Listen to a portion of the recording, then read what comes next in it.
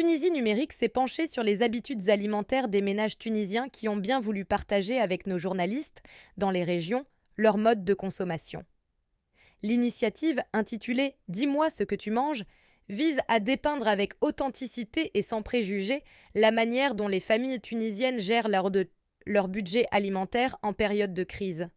Dans un élan de générosité et de transparence, les familles participantes, issues de divers horizons géographiques et socio-économiques de la Tunisie, ont volontairement accepté de révéler les coulisses de leur organisation domestique. Elles ont ouvert les portes de leurs garde-manger et réfrigérateurs, nous permettant ainsi d'observer de près les choix et les sacrifices qu'elles font au quotidien pour nourrir leurs proches. Chaque récit décrit de manière fidèle les stratégies diverses et les adaptations nécessaires face aux défis économiques, tout en reflétant la richesse des traditions culinaires et la résilience des familles tunisiennes. Testour, un héritage andalou vivant à travers le métal. Au cœur de la ville de Testour, dans le gouvernorat de Béja, imprégné de l'esprit andalou du XVIIe siècle, vit Imad, un artisan qui a fait du cuivre son langage pour raconter les histoires du passé. C'est ici, où l'artisanat rencontre les traditions culinaires, que se dessine la vie de Imad, âgé de 57 ans, et de sa famille composée de son épouse Baya, 54 ans, de leur fils Raed, 30 ans, et de leur fille Samar, 24 ans. L'art du cuivre, un savoir-faire traditionnel et une passion transmise. Dans son petit atelier au centre du Vieux Marché, Imad façonne le cuivre depuis plus de 20 ans. Cette activité artisanale lui rapporte un revenu mensuel fluctuant entre 2000 et 2500 dinars, selon les périodes. Le cuivre n'est pas simplement un métal, c'est une histoire que l'on transmet de génération en génération, déclare-t-il avec un sourire fier. Ses œuvres sont décorées de motifs inspirés de l'architecture andalouse de sa ville, attirant les touristes et les clients en quête d'authenticité. Cependant, il fait face à des défis majeurs, notamment la hausse des prix des matières premières et la baisse de la demande locale. Cuisine testourienne, un mélange savoureux de tradition et de modernité. Les plats sont préparés avec des ingrédients locaux disponibles dans le marché de Testour, où les saveurs de la nature se mêlent aux touches de la cuisine andalouse. Imad et sa femme, Baya, un duo harmonieux, partagent la responsabilité des courses hebdomadaires. Choisir soigneusement les ingrédients fait partie de leur rituel, chaque produit portant avec lui les souvenirs et les secrets des plats traditionnels.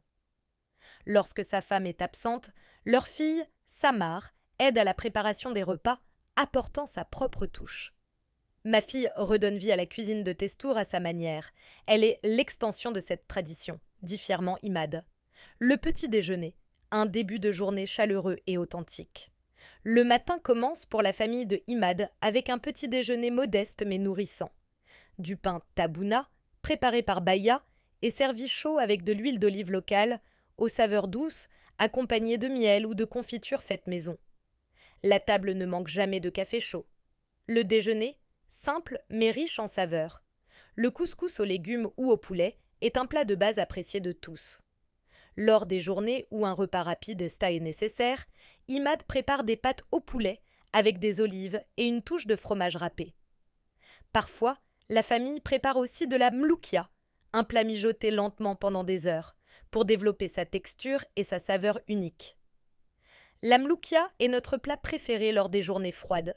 Elle nous donne de l'énergie et de la chaleur, ajoute-t-il. Le dîner, un repas léger pour clore la journée. La famille de Imad préfère des plats simples comme la soupe d'orge ou de lentilles, peu coûteux mais réconfortants. Parfois, un plat de salade grillée avec du pain, de l'huile d'olive et un peu de fromage de Testour ou des œufs durs complètent le repas. S'adapter à la crise. L'ingéniosité familiale face aux défis économiques.